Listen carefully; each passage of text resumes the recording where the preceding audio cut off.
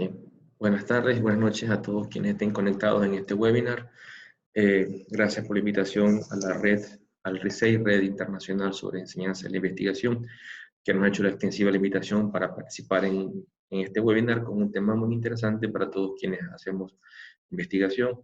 Les saluda Juan Carlos Morales Intriago, docente investigador de la Universidad Técnica de Manabí, y vamos a traerles un tema hoy importante. Sabemos todos cómo han crecido los contenidos colgados en la red de la aparición de la web 2.0 y 3.0. Cada vez es más complejo cuantificar y saber distinguir dentro de todos los formatos que se nos presentan en Internet cuáles serían las tipologías más confiables que podemos nosotros incorporar para fundamentar nuestras investigaciones. Vamos a hablar un poquito acerca de los objetivos que vamos a tratar en el webinar. Tenemos un primer objetivo que es determinar las estrategias y herramientas para la búsqueda y organización de la información académica que sea confiable y que también sea actualizada. Para efecto de aquello hemos hecho una sistematización, organización de 78 plataformas que nos apoyan en la gestión, ¿no?, de la investigación. Otro objetivo más de este webinar es estudiar los criterios para la selección de revistas científicas y cómo podemos importar estas referencias y armar colecciones en un gestor de referencias. Además, también vamos a identificar las revistas científicas y a poder conocer y poder identificar sobre este problema emergente que tenemos, que son las revistas expendedoras, para poder distinguirlas y no ser presa de esta creciente, ¿no?, tendencia de revistas que aparecen día a día. Y finalmente, más o menos compartir los tips para emplear o el uso de redes sociales, ¿no?, para podernos visibilizarnos como investigadores y para poder fomentar redes de investigación y de colaboración como un mecanismo indispensable para poder crecer en investigación y para poder, ¿no?, lograr alcanzar la tan anhelada transferencia de ciencia y tecnología, ¿no? Bueno, vamos a comenzar viendo un poquito lo que son fuentes de información, porque justamente es el origen de la temática, porque vamos a aprender a distinguir y a poder buscar fuentes tipológicamente confiables de información. Y bueno, aquí hay una definición de fuentes de información. Se denomina fuentes de información a los diversos tipos de documentos que contienen datos útiles para satisfacer una demanda de información y de conocimiento. Estas fuentes de información tienen varias clasificaciones. Una es acerca de los soportes, que pueden ser impresos, pueden ser digitales y también online, se usa mucho en la actualidad. También se clasifican por su nivel informativo como fuentes de información primarias, secundarias o terciarias. Por su nivel de especialidad también se pueden clasificar en disciplinarias y multidisciplinarias, y también por su formato, ¿no? Pueden ser de formatos textuales, formatos multimedia, sea cual sea la clasificación, ¿no? Es importante saber distinguir cuáles son esas tipologías confiables, ¿no? Y aquí podemos visualizar 4 tipologías. Primero, las tesis doctorales, ¿no? Porque las tesis doctorales han pasado por ciertos niveles de revisión para que puedan ser defendidas y puedan ser colgadas en un repositorio. Vamos a mostrar aquí importantes repositorios que contienen y albergan una importante cantidad de tesis doctorales. Las patentes, ¿no? Sabemos que son tipologías, fuentes de información primarias que inclusive anteceden al artículo, porque primero patentamos el hallazgo, ¿no?, antes de publicarlo. Entonces, las patentes también se consideran una fuente de información primaria muy importante, y también vamos a colocar plataformas donde podemos consultar patentes, los artículos científicos, ¿no? Anotamos aquí, importante, que deben ser de revistas indizadas en base de datos bibliográficas. Y esta indización es la que le va a dar el prestigio, ¿no?, a la revista. Vamos a hablar un poquito a distinguir, ¿no?, las revistas por indizaciones. Y finalmente los libros de editoriales reconocidas. También sugerimos ver el ranking SPI, donde podemos distinguir, ¿no?, las editoriales, ¿no?, de mayor prestigio, un ranking que se publica todos los años. Entonces es importante también de un libro, el respaldo es la editorial que lo está publicando.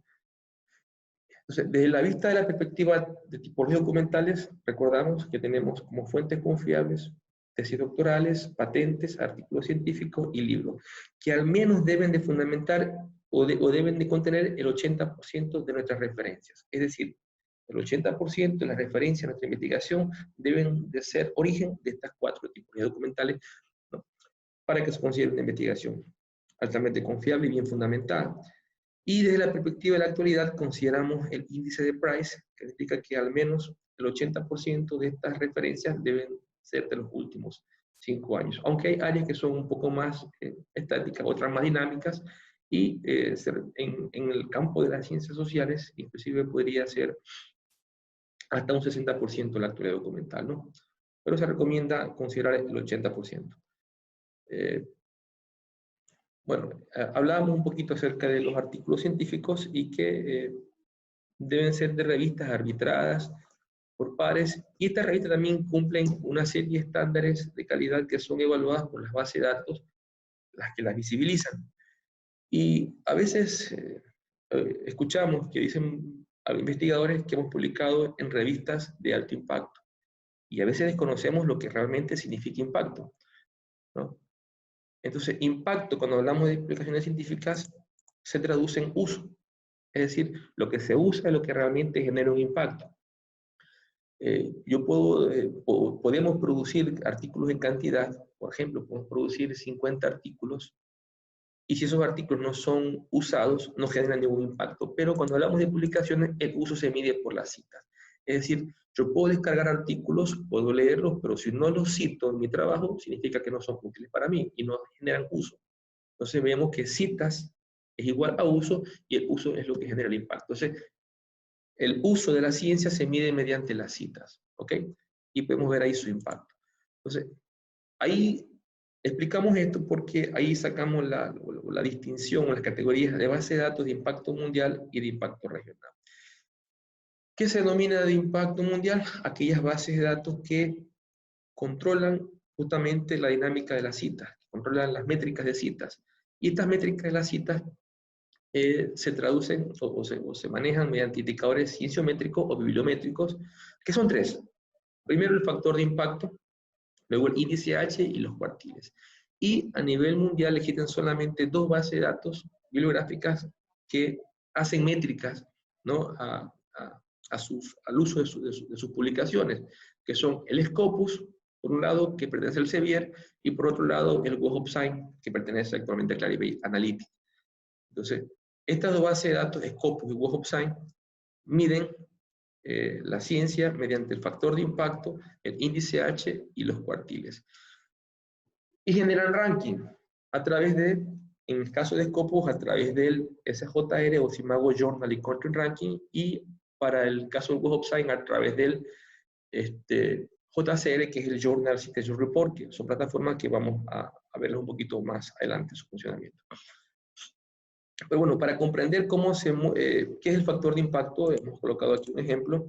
El factor de impacto no es nada más que una ecuación que divide las citas que ha recibido una revista, ¿no?, durante los últimos 2 años para el número de artículos publicados últimos 2 años. En el caso del Web of Science, considera los últimos 2 años con la retrospectiva. Y en el caso de Scopus, considera los últimos 3 años. Esa es la diferencia que hay, pero para ambos la ecuación es la misma. Es decir, número de citas para número de publicaciones, repito, en el Web of Science, que es JCR, considera los últimos 2 años más inmediato, y en el caso de Scopus considera los últimos 3 años, ¿no? Ese es el factor de impacto. Luego tenemos el índice H, que es una correlación histórica de lo publicado y lo citado. Por ejemplo, un índice H de 10 significa que al menos 10 de tus publicaciones han sido citadas 10 veces. Y finalmente los cuartiles, que no es nada más que el total de revistas de esta base de datos dividido para 4, y ordena por factor de impacto los cuartiles. Por ejemplo, las más citadas generan mayor factor de impacto, estarían en el cuartil 1, y así sucesivamente, cuartil 2, 3 y 4 respectivamente, ¿no? Bien. Entonces, como le indicaba, estas bases de datos que manejan las métricas son el Scopus y el Web of Science. Pero hay una cantidad bastante grande de bases de datos muy importantes, muy prestigiosas, de diferentes áreas, que también deben ser consideradas y las hemos incluido aquí. La diferencia nomás es que no manejan métricas de uso. Manejan métricas de descarga, ¿no?, pero no de citas. Bien, Hemos aquí ordenado una serie de bases de datos. En este primer caso hemos colocado aquí las multidisciplinarias, aquellas que albergan varias áreas de conocimiento, varias disciplinas. Por ejemplo, tenemos Redalyc a nivel de región, es muy fuerte, es una base de datos del UNAM, que significa la red latinoamericana, y del Caribe. Vamos a cliquear por aquí. No vamos a poder ver todas las bases de datos y vamos a ir pasando por cada una de ellas. Igual este material va a ser repartido, va a ser distribuido para los quienes asistan al webinar para que lo puedan usar a posterior. Aquí vemos Redalyc. Esta, como todas las bases de datos, tienen opciones de búsqueda sencillas. También podemos incluir operadores booleanos, operadores lógicos para afinar las búsquedas, o también hacer la diseminación selectiva de información mediante las búsquedas avanzadas. Podemos ver afinar por fecha, por áreas de conocimiento, por tipologías, ¿no? Etc.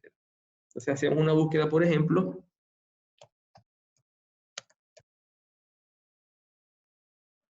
bibliometría.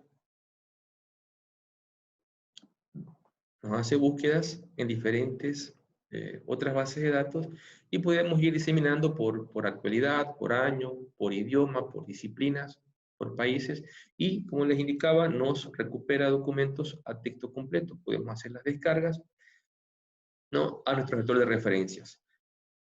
Yo en mi caso uso el Mendeley, recomiendo como un buen gestor de referencias, que aparte de ser un buen gestor de referencias, es también una importante red social académica y también herramienta de descubrimiento, como lo vamos a mostrar también a continuación. Vemos aquí Redalyc, tenemos Cielo, que es un proyecto regional, arrancó Cielo Brasil, Cielo Perú, Cielo Venezuela, Cielo Chile, inclusive ha pasado ya las barreras del continente, Cielo Portugal, entre otras colecciones. Lo que hace Cielo es armar colecciones de revistas por países. Cielo Ecuador está en desarrollo actualmente, no ha tenido todavía el desarrollo que se requiere, pero ya está también, ¿no?, armándose. Tenemos Dialnet, que es una base de datos también de la Universidad de La Rioja, que almacena también tesis, libros y artículos. El DOAC, que es el directorio de Open Access de revistas. Tenemos el ERIC, que es una base de datos también multidisciplinaria, maneja áreas de ciencias sociales y de la educación. El DOAP, que también es el directorio de Open Access de libros, book. El REDIP, que es una importante red de innovación del conocimiento científico. Y algo importante con REDIP, y que les recomiendo que lo visiten, es que nos ha incorporado, hemos estado esperando métricas de Redalyc y de Cielo que no llegan, y REDIP se ha adelantado sacando unas métricas regionales importantes, interesantes, ¿no?, que las podemos también revisar. Aquí tenemos REDIP, y por aquí tenemos ranking.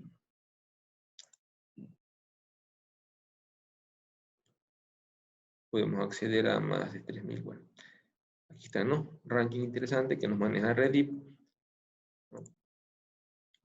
Tenemos el OAGI, el OpenGrade. Hemos colocado Springer también y SignDirect, aunque son por suscripción. Saben ustedes que el fenómeno Open Access avanza cada vez más significativamente y va arrinconando cada vez más a este ecosistema perverso que manejan estas bases de datos por suscripción. Entonces la tendencia del Open Access ya pasó hace rato el 50%, cada vez no libera más conocimiento, y les he colocado el Springer y el SignDirect, por ejemplo, son por suscripción, pero tienen un porcentaje bastante significativo de artículos a texto completo en acceso abierto. SignDirect es la base de datos a texto completo de Scopus, ¿no? Y SpaceNet, que es una base de datos también de patentes de acceso abierto, ¿no? Interesante. Aquí hemos agrupado también bases de datos por disciplinas, ¿no? Una revisión rápida. En salud, buena PubMed, Global Index Medicus, la Western Pacific, el JCI, tenemos LILAC, Opranex y Ciencia. En educación, ReadyNet, Gestor, Reduc, matemáticas, Cengate, Documat. En arte y humanidades, el ADS o el Arte Historia. También en derecho hemos colocado aquí 3 bases de datos. También para las áreas de informática, el SiteSets, el ACM de Digital Library. Y también hemos colocado aquí 3 librerías donde podemos descargar libros, ¿no?, a texto completo, de acceso abierto. Les contaba a ustedes también al inicio que otros tipos de documentales que son confiables son las tesis doctorales, y más aún si son de universidades de prestigio, o más de repositorios de prestigio. Y aquí hemos agrupado también una serie de repositorios, como el el TDX, por ejemplo, o TDR, que es el repositorio de la red de universidades de España, una red de repositorios que alberga, como ustedes pueden ver aquí, más de 30.000 tesis a texto completo, doctorales todas, de las principales universidades de España. Tenemos también el TCEO, el DAR, el Open Access Dissertation, el Open Thesis, ¿no? La disertación, el Spark, entre otros repositorios más, que ustedes ya, al compartir este recurso, con más tiempo van a ver, ¿no?, la cantidad bastante grande de recursos disponibles. Hemos también agrupado en esta presentación varias bibliotecas, catálogos, NOPAC y CRAI. Por ejemplo, aquí tenemos el CRAI de Barcelona, que es para mí uno de los mejores. Vamos a abrirlo un poco. Si ustedes quieren conocer realmente el nuevo concepto de biblioteca, denominado CRAI, que es un centro de recursos para el aprendizaje y la investigación, que transforma esa visión tradicional de bibliotecas y la convierte a un centro que es el responsable de proveer servicios de información para toda la universidad. Entonces, si ustedes quieren conocer realmente cómo funciona un CRAI, el de Barcelona es un buen ejemplo. Aquí podemos ver los recursos que nos va indicando, ¿no? Agrupa y centraliza todos los sistemas de información de la universidad, qué servicios se encargaría de lo que es la parte de Alfin, de alfabetización, la formación de usuarios, base de datos, hemerotecas, repositorios, ¿no?, gestores de referencias, el software control de plagio, etc. Es decir, aquí podemos ver, ¿no?, un CRAI bien diseñado, como es el de la Universidad de Barcelona, pero también tenemos varias bibliotecas como la Biblioteca Digital Mundial, Latino Meguino, ¿no?, o la Electrónica de Ciencia y Tecnología. Pero bueno, si ustedes con más calma pueden ir revisando todos estos recursos disponibles. Aquí hemos colocado o hemos agrupado importantes herramientas de descubrimiento, o también llamados buscadores académicos. Por ejemplo, les he colocado en orden, como para mí, de importancia. El Dimension, por ejemplo, el Dimension es una herramienta muy poderosa. Es desarrollado por los Almetrix. Entonces, aparte que bueno, primero, una herramienta de descubrimiento es un buscador que accede a las bases de datos y nos recupera. Hay varias formas de hacer búsquedas.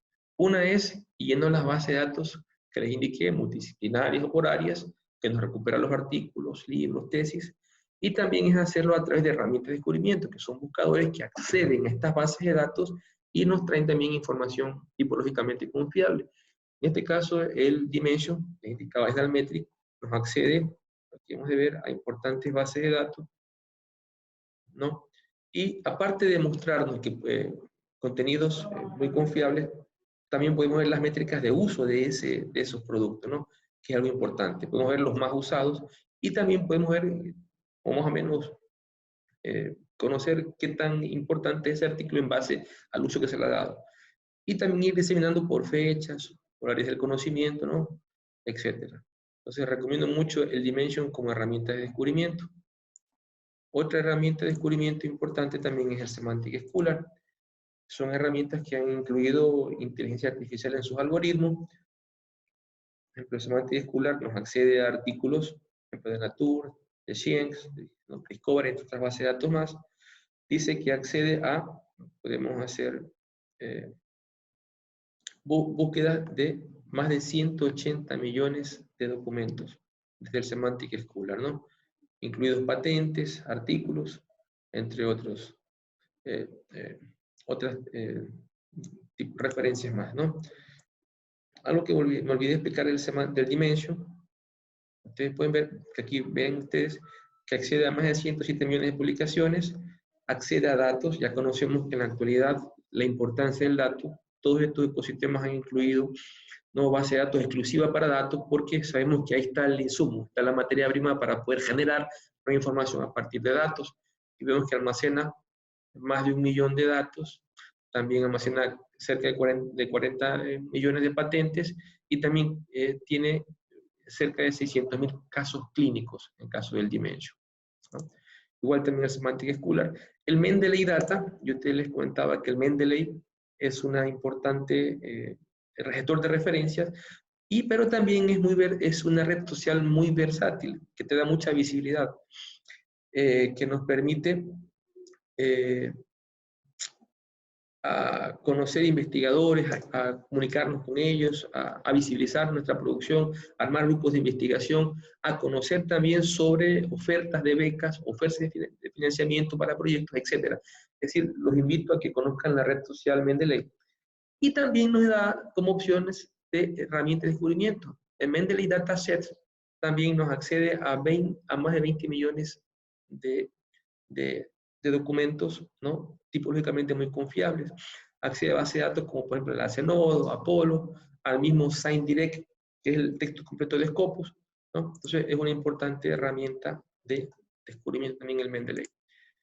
El Herion, ¿no? También el Microsoft, que es el de Microsoft, el Academic Share, y he colocado ahí también porque es muy usado el Google Académico, pero en orden de importancia lo he colocado ahí. Bueno, una vez que tenemos una investigación bien fundamentada, bien elaborada, es importante también conocer revistas para publicar, saber dónde publicar. Una revista que me garantice la visibilidad y presencia de mi artículo siempre en línea, ¿no? Para que los investigadores, ¿no? Lo puedan ver y lo puedan citar.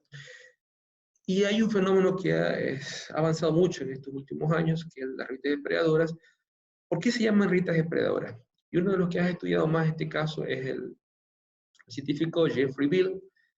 Él nos hace una definición, dice que revistas depredadoras son manejadas por editores depredadores porque su objetivo no es promover, ni preservar, ni difundir el conocimiento. Al contrario, el objetivo es de explotar un modelo de acceso abierto en beneficio propio. Inclusive aquí hemos colocado un link para ver la lista de Beall, que se actualiza todos los años, donde va mostrándonos las revistas depredadoras que van apareciendo, pero más allá de ver un listado, lo importante es saber distinguirlas, porque estas revistas tienen características muy particulares, ¿no? Que podemos distinguirlas fácilmente.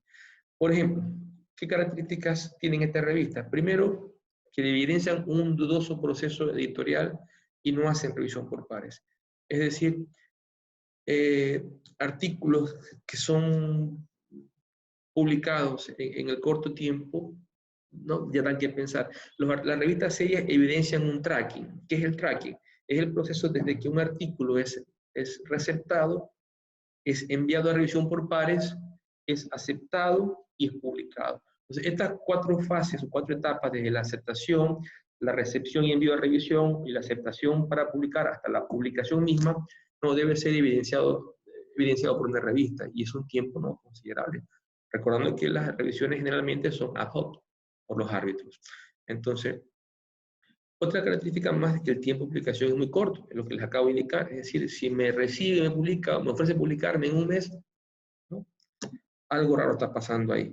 Otro más es la gran cantidad de artículos anuales. Imagínense ustedes, hay revistas que están sacando anualmente, ya son mega revistas, están sacando, qué sé yo, más de 200, 100, 200 artículos al año. Algo está pasando ahí porque no tienen la cantidad suficiente de revisores como para poder arbitrar, ¿no? Sus artículos. Y inclusive he observado revistas que sacan ediciones especiales en el año, varias ediciones especiales, y con cantidad de artículos que no son arbitrados. Entonces, eso no es algo confiable.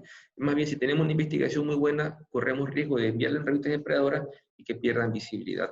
Es más, no nos sirva ni siquiera para nuestro sistema de acreditaciones con investigadores en cada uno de nuestros países. Otra característica más es que cobran. Desde que cobran, ya hay un compromiso, ¿no? Y si tienes otras características que te revisa rápido, de que no se evidencia el tracking, de que te pagan, te cobran por esto, entonces no nos hagamos, ¿no? Es decir, no nos debemos engañar, sabemos que estamos cayendo en manos de estas revistas. Y a menudo también usan nombres parecidos a revistas que están indizadas en buenas bases de datos para confundir. Siempre buscan confundir. Pero para evitar este inconveniente vamos a darle los tips cómo poder verificar la calidad de la revista. Y yo siempre digo, a ver, cuando hablamos de Scopus y del Web of Science, por ejemplo, el Scopus tiene el SJR, que es el SIMAGO Journal, y Content Ranking, que es el que maneja o visibiliza las métricas de Scopus. Como ustedes pueden ver aquí, el SIMAGO Journal Ranking maneja ranking de revistas y ranking de países. Aquí tú puedes buscar por nombre de revista o por ICCN. Pueden haber revistas parecidas, pero el ICCN es único. Recuerden que este ecosistema está normalizado, por ejemplo, el código de revista es su ISSN, que es el número internacional de serie. Es decir, puede que se llame igual, pero el ISSN es único para cada revista. Entonces, vemos el ISSN en la página, en el homepage de la revista, copiamos, lo pegamos aquí, lo digitamos y vemos si es parte o no, en este caso, de Scopus. En SJR revisamos las revistas que están indizadas en la base de datos Scopus y es de acceso abierto. Entonces, decimos ranking, por ejemplo, de revistas y podemos revisar lo que les indicaba. Estos rankings están ordenados por el factor de impacto. Lo que vemos aquí es el factor de impacto de Scopus.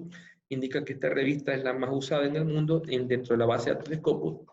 Tiene un factor de impacto de 72.57, un índice H de 144 y está en el cuartil 1. Recuerden que el orden va de mayor a menor, de Q1 a Q4, por factor de impacto. ¿Ok? Y es Estados Unidos. Bueno, es un ecosistema un poquito perverso. Cada vez la tendencia de Open Access los arrincona más, pero hasta mientras, ¿no? A veces los sistemas de evaluación de cada país nos obligan a ser parte de este ecosistema, ¿no? Pero podemos diseminar. Por ejemplo, vamos a ver en mi área, por ejemplo, que es el área de bibliotecología. Aquí tenemos el área de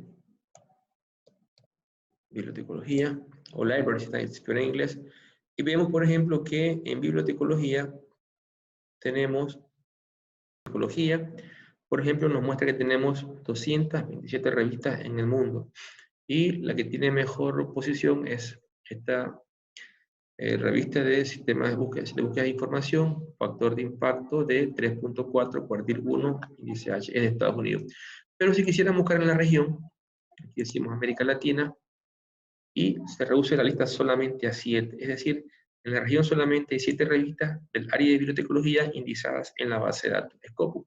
Y vemos algo aquí muy particular. Si ven ustedes, aquí junto al nombre tenemos un candadito abierto que significa acceso abierto. Quiere decir que esta revista es de acceso abierto. Ojo, puede ser de acceso abierto para publicar y también acceso abierto para consumir. La idea es que sean los dos acceso abierto, libre para que se pueda publicar y también libre para su consumo, aunque hay ocasiones que estas revistas cobran tasas a los autores para que estos artículos sean liberados. Pero bueno, como usted puede ver, todas son de acceso abierto y la mejor rankeada es Cuaderno Info de Chile, que está en un cuartil 2.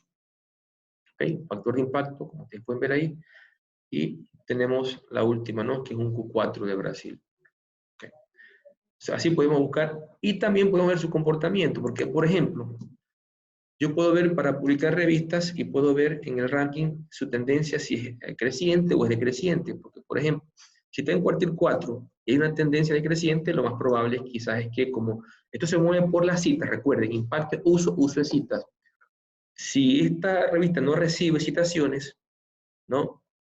No tiene un buen factor de impacto y si la tendencia es a la baja, lo más probable es que salga de Scopus el siguiente año. Entonces, considerar eso, ¿no? Ver también las estadísticas de la revista para ver si una revista que tiene una buena gestión editorial, es decir, es bien citada, lo cual me garantiza que se mantenga en el cuartil, ¿no? O aumente de cuartil, porque recuerden que los tiempos de revisión en Scopus, ¿no? Son superiores a los 5, 6, 7 meses. A mayor cuartil, mucho más complejo para publicar. Hay publicaciones que demoran más de un año solamente en arbitraje, ¿no? Entonces eso es importante considerar, ver las tendencias que tiene la revista, ¿no? En el tiempo. Entonces, verificamos. Si la revista no se encuentra en el SJR es porque no está en Scopus. Aquí tenemos el Web of Science, bueno, un grupo de productos que son todos pagos, pero tenemos de acceso gratis el Master List. El Master List es la plataforma de Scopus que muestra un listado de revistas indizadas, perdón, en el Web of Science. Entonces, si quisiéramos ver revistas indizadas en el Web of Science, buscamos el Master List. Aquí tú puedes buscar búsqueda por nombre también o por ISSN, recuerden, ¿no? El código de la revista. Aquí podemos ver por categorías, por acceso abierto, y aquí tenemos un listado de revistas. Entonces, si no se encuentra en el Shimago, es porque no están en Scopus. Si no se encuentra en el Master List, es porque no está en el Web of Science. Es decir, estas dos bases de datos manejan, como indicaba, las revistas que tienen mayor factor de impacto, ¿no? Y lo que se llama regional también tenemos, para las que no están en ni Scopus ni en el Web of Science, tenemos también la plataforma MIAR. El MIAR es la matriz de información para el análisis de revistas que lo maneja la Universidad de Barcelona, ¿no? Que tiene información de más de 45.000 revistas, ¿no? Del mundo entero. Y aquí también buscamos por ISSN para poder ver las características o iniciaciones que tiene esa revista. Una búsqueda de una revista en la cual por parte del Consejo Editorial, que es nuestra revista Reuso. Voy a hacer una búsqueda por ISSN. Vamos a colocar aquí, es 25, 50, guión 65, 87. Le decimos buscar. Aquí tenemos Reuso, que es nuestra revista acá de la Facultad de Humanísticas, en la cual laboro, y estamos indizados a Tiene Catálogo 2.0, también ERI Plus, ¿no? DOAC, Dialnet. Bien. Entonces, podemos ver que una revista no está en Scopus ni está en el Web of Science, pero no es una revista depredadora porque tiene, ¿no? Una buena política editorial y de crecimiento. También tenemos la Tindex, que podemos ver también en el catálogo 2.0, es decir, que es como el punto de partida. Es decir, si no está en la Tindex, y es como que no tiene nada, la Tindex incorpora 38 indicadores de calidad que la revista debe de cumplir, ¿no? Entonces ya indica de que esa revista no trabaja seriamente, ¿no? No es depredadora. Y también he colocado aquí, importante, revistas UNAM, que es una monstruosidad, donde ella fue comprada por la voz. Es una hemeroteca que tiene más de 100 revistas, ¿no? Entonces también tenemos otras posibilidades más para buscar. Entonces, aparte que no podemos hacer búsquedas directas en las revistas, encontramos revistas de calidad y podemos buscar artículos en la revista, que es otra forma también importante de hacer búsquedas de artículos confiables, ¿no? Podemos también ver opciones para publicar nuestros artículos. ¿Ok? Bien, y para finalizar, tenemos también un grupo de redes sociales académicas. Es importante, no somos islas en investigación. Es importante que los investigadores nos visibilicemos. Y una forma de visibilizarnos es mediante estas redes sociales académicas. Yo recomiendo, por ejemplo, la academia.edu, el Mendeley, el ResearchGate, también que es muy bueno, el LinkedIn. Bueno, ORCID no es red social, pero ya les hablo un poquito del ORCID. Entonces, estas son redes sociales académicas que nos permiten, además de conocer cómo se mueve la ciencia en el planeta, armar grupos de investigación, conocer sobre ofertas de financiamiento, sobre becas de estudio, ¿no? Etcétera. Entonces, nos visibiliza y nos permite comunicarnos. Recuerden que no somos islas y que la mejor forma de crecer en investigación es mediante la cooperación y la colaboración en redes de trabajo. Es indispensable para poder crecer en ciencia. El ORCID lo he colocado aquí, así como el ISSN es el código que normaliza las revistas. El ORCID es el código que normaliza los autores. Todos debemos de tener creado nuestro ORCID, ¿no? O todo el que publique en revistas serias debe tener su ORCID, que es código de identificación único como autor. Que estos ecosistemas que manejan el control de citas, ¿no? Es la forma como te identifican a ti como autor. Hemos tratado es algo complejo, hemos topado muchos temas que quizás nos han dejado un pique, un abreboca para futuros webinars, ¿no? Pero hemos tratado de hacer una revisión acerca de una serie de plataformas que son importantes para la gestión de la investigación, para poder diseminar fuentes tipológicamente confiables y actualizadas de información, para poder identificar opciones para publicar, etcétera, y para poder visibilizarnos como investigadores y visibilizar lo que generamos en cuanto a ciencia, en cuanto a conocimiento. Entonces, de mi parte, muy agradecido con quienes me han invitado a formar parte de este webinar. Espero encontrarnos en futuros eventos para poder compartir experiencias. Agradezco a la red de educación e investigación que me hace la invitación. Y bueno, este material va a ser compartido mediante la red. Espero que les guste. Gracias. Buenas tardes, buenas noches. Recuerden, UTM, Manabí, Ecuador.